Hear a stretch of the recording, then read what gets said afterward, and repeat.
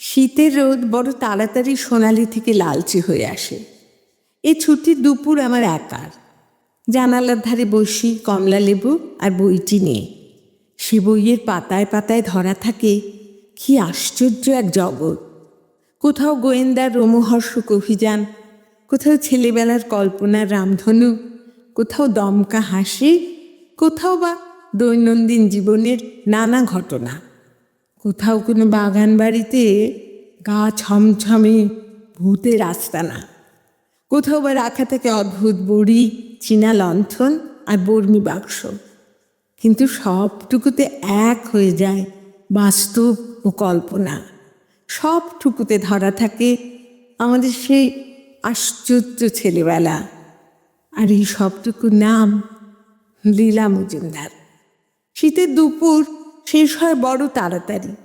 তাকে কবেই বা ধরে রাখতে পেরেছি? আমাদের সেই হারানো দিনে ধরে রাখতে পেরেছি লীলা মজুমদারকে। সেখানে তিনি আমাদের পরম আদরে পাশে বসান, আঁচড়ে দেন চুল, রান্না করে ভাত মেখে খাইয়ে দেন মায়ের মতো। আর তার সঙ্গে রোজ বলেন কত না গল্প। সেই পাতের স্বাদটুকু ধরা থাক এই পর্বগুলিতে। আর থাক মনের গভীরে সেই মানুষটির গল্প। ছেলেবেলা থেকে যত দূরে যাই তত মনের আরও আরও কাছে আসে লীলা মজুমদার।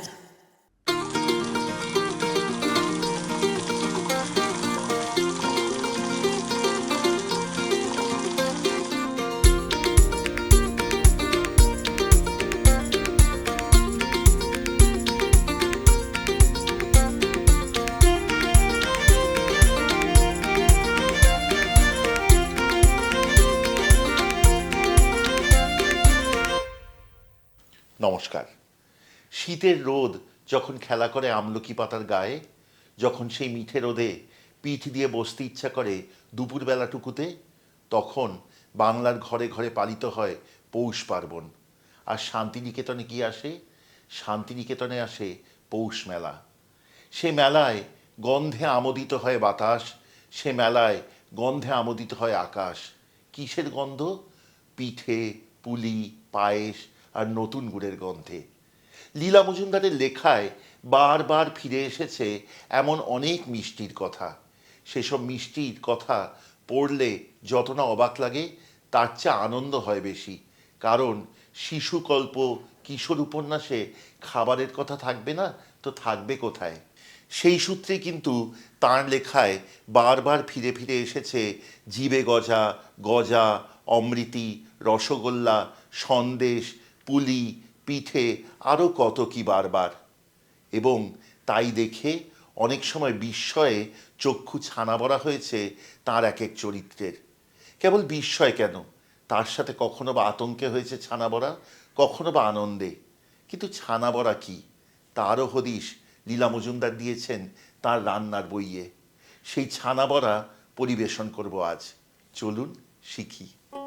এই রান্নাটি আমরা পেয়েছি শ্রীমতী লীলা মজুমদার ও শ্রীমতী কমলা চট্টোপাধ্যায় লিখিত রান্নার বই নামক বইটি থেকে। এর জন্য প্রকাশক আনন্দ পাবলিশার্স প্রাইভেট লিমিটেডকে জানাই অকুণ্ঠ ধন্যবাদ। কেউ বহরমপুরের ওদিকে গেলেই কাতর প্রার্থনা থাকতো, ওরে কয়েকটা ছানা বড়া কিনে আনিস। আজকে সেই ছানা বড়া বাড়িতে তৈরি করব ভেবেই আনন্দ লাগছে।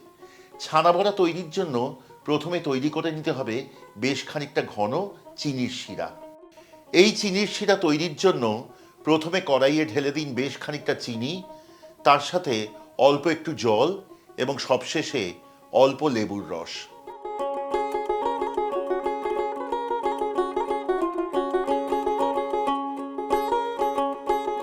চিনির শিরা তৈরি হলে তা ঢেলে রাখুন একটি পাত্রে। তারপর যান ছানা বড়া তৈরির কাজে। এবার একটি থালায় নিয়ে নিন জল ঝরানো ছানা অথবা কুড়ে রাখা পানির। আমি এখানে কোরানো পানির নিয়েছি। তার সাথে যোগ করুন অতি অল্প পরিমাণে ছোলার ডাল বাটা। আমি এখানে 400 গ্রাম পনিরের জন্য ব্যবহার করব 60 থেকে 70 গ্রাম ছোলার ডাল বাটা। ছোলার ডাল কিন্তু আগের রাত্রে ভিজিয়ে রাখবেন, পরের দিন সকালে বাটবেন।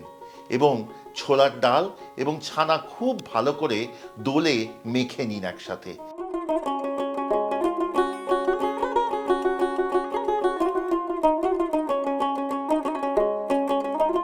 বাংলা ভাষায় এমন অনেক শব্দ আছে যা আমরা প্রয়োগ করি একটি বৃহত্তর অর্থ বোঝাতে, কিন্তু সেই জিনিসটি কি, সেই শব্দের প্রকৃত অর্থ কি, তা আমরা অনেকেই অনেক সময় জানি না।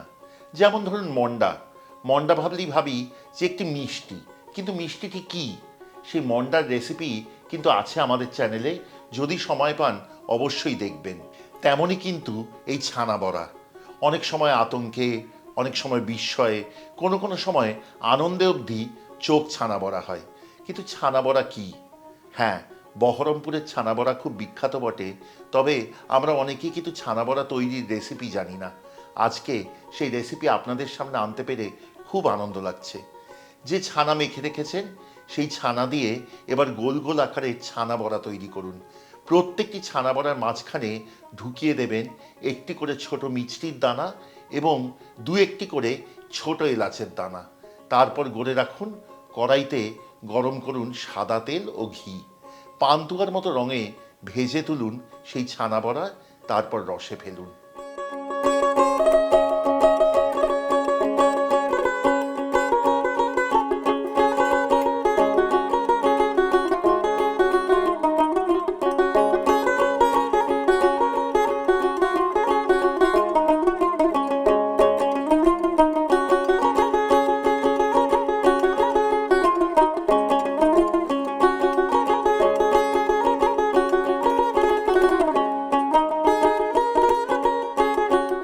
ছানার বড়া ভাজার সময় কিন্তু খেয়াল রাখতে হবে যে আঁচ থাকবে মাঝারি এবং ছানার বড়াগুলি তেলে দেবার পর ক্রমাগত তা নাড়িয়ে যেতে হবে। সব দিকে সুন্দর লালচে পান্তুয়ার মতো রং ধরলে তখন তা তুলে ফেলুন রসে, এবং রসে রেখে মনে রাখবেন পরবর্তী 2 থেকে 3 ঘন্টা ভিজতে দেবেন, তাহলেই কিন্তু ছানার বড়া সবচেয়ে সুস্বাদু হবে। কেমন লাগলো আজকের পর্বটি দয়া করে আমাদের কমেন্টে লিখে জানাতে ভুলবেন না। যদি ভালো লাগে আবারও অনুরোধ করব, সাবস্ক্রাইব করবেন, শেয়ার করবেন এবং সঙ্গে থাকবেন, খুব আনন্দ পাবো। যদি মনে করেন আমাদের চ্যানেলের সব রান্নার নোটিফিকেশন প্রথম পৌঁছবে আপনার কাছে, তাহলে দয়া করে বেল আইকনটি টিপে দেবেন। আর হ্যাঁ, যদি আমাদের যোগাযোগ করতে চান, যদি আপনার ভাড়ারেও থাকে এমন সুন্দর রান্নার রেসিপি অথবা গল্প, তাহলে আমাদের যোগাযোগের নম্বর হলো 6291834357। যদি আমাদের থেকে খাবার অর্ডার করতে চান তাহলেও যোগাযোগের নম্বর কিন্তু সেই একই। আমাদের সঙ্গে থাকবেন। আগামী দিনে আবারও ফিরব নতুন একটি পর্ব নিয়ে, নতুন গল্প, নতুন রেসিপি নিয়ে। ধন্যবাদ।